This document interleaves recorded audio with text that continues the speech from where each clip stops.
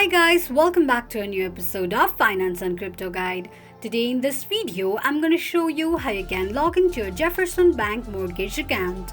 Keep watching the video till the end. To log into your Jefferson Bank Mortgage account, firstly go ahead and launch open any web browser of your preference. On the search box at the top, type in jeffersonbank.com and make a search. The official page of Jefferson Bank Mortgage account will appear on the screen.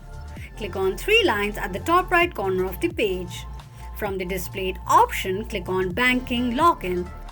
On the next page, enter your login ID and password associated with your Jefferson Bank Mortgage account and tap on Login.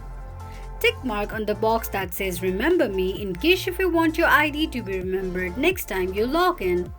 In case if you don't remember your password, click on Forgot Your Password option. This is how you can log into your Jefferson Bank Mortgage account quickly and easily just in few steps. If you have any thoughts or queries, let us know in the comments section. Don't forget to subscribe to our channel.